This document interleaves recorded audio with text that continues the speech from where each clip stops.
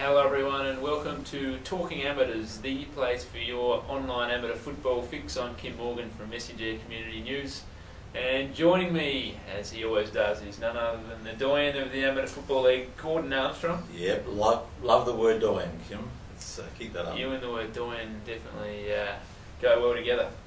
And also Duane, Schultz, league footballer with Woodville at West Torrens, back in the chair permanently, Schultzy. Yeah, backing up for my second week here. Old Thatcher's passed it in, doesn't want to deal with you anymore, I've heard. So, yeah, no, farewell to Peter Thatcher, who Gordo has been seconded over with the Army Reserves to New South Wales. Yep, probably the Air Force, wasn't it? Or was it the Army? Could be Air Force, but no, Peter, thank you for all your time and good luck in the future. Absolutely. There's been some good work done by Peter Thatcher on Talking Amateurs, but the legacy will continue, gentlemen. maybe we can get a Peter Thatcher Memorial Medal happening. It's an option, we'll consider it. Yep, to the committee. Yep. Definitely. Now let's get into some Amateur League footy results, boys. Henley getting rolled by Gazer, big result, Gordo. Big surprise. I thought Gazer was going to give it a crack, but Henley at home rarely lose, and to lose by 6 goals, big result for Gazer. Yeah. Schultz, some of your mates from the Eagles there at Henley, obviously you had a bit of an ordinary week.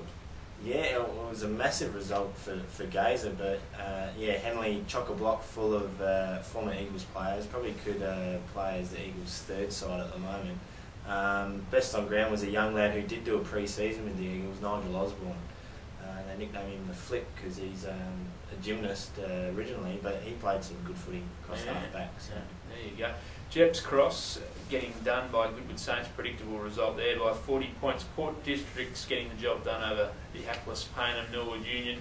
Big result here. Tea Tree Gully leading by 11 points, 3 minutes out. Gordo lose by a point, courtesy of some Sacred Heart heroics. Yeah, Craig Tasborski kicked the last 2 goals for Sacred Heart, but the Gullies at home, big chance, but control the play, but just couldn't put it away. And a huge result. Broadview hammering Salisbury North boys by 87 points. And the Hawks, are they in big trouble, Gordo? See, only kicked 4 goals after quarter time, and Broadview kicked something like 13, but we're actually 18, more than 18. Sorry, 3s and 8s look similar to me when you get to this age. But Broadview very hard to beat at home. Might be the smoky later in the year. Schultzy?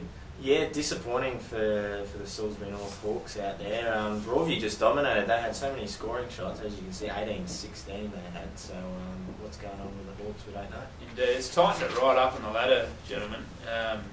After 11 rounds, Goodwood Saints now have a 2-game break, but after them it's a real logjam. You've got Henley on 8 wins, Sacred Heart, Gazer and Salisbury North all on 7 wins, and the Tigers on 6 wins and 5 losses. They're coming hard.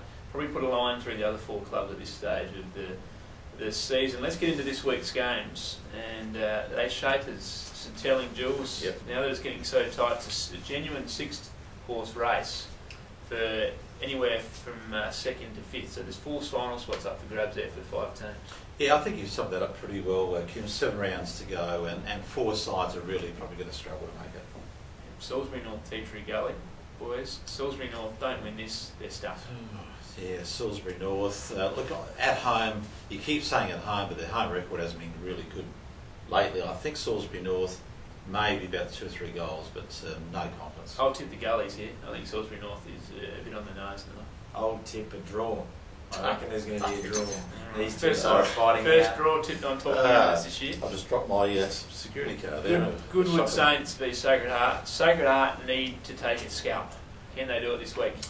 I don't think so, but Goodwood Saints, this is their heritage game coming up on the weekend. The Saints at home, always hard to beat. Sacred Heart, this will be a good test, but Saints by about 3 goals. I agree, Saints for mine. Saints for mine, but if Sacred Heart get up here, it can really send some messages to the rest of the comp, I reckon. Broadview to Belt, Payneham Norwood Union, you both agree with that? Got to say, Payneham Norwood Union kicked 12 points in a row on the weekend, couldn't snag a goal, ran out of steam in the last quarter. I think Broadview's on a roll by about 8 goals. Agree. Broadies for mine.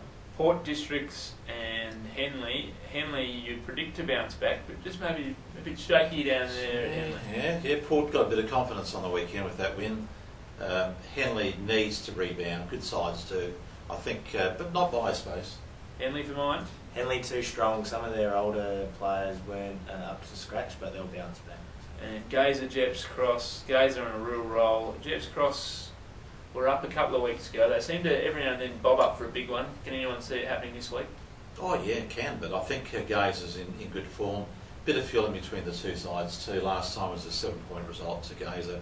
I think the Eagles can win again. In the Inner North Derby, I'll go for the Gazer boys. Your old side, Jet, can they do it, Schultz? Inconsistency plaguing the Rams. I'm going to have to tip against them this week and go with the Eagles. I know it's going to upset a few down there, but I'm just going to have to go with the Eagles. You heard it from league footballer Duane Schultz. Bye, folks.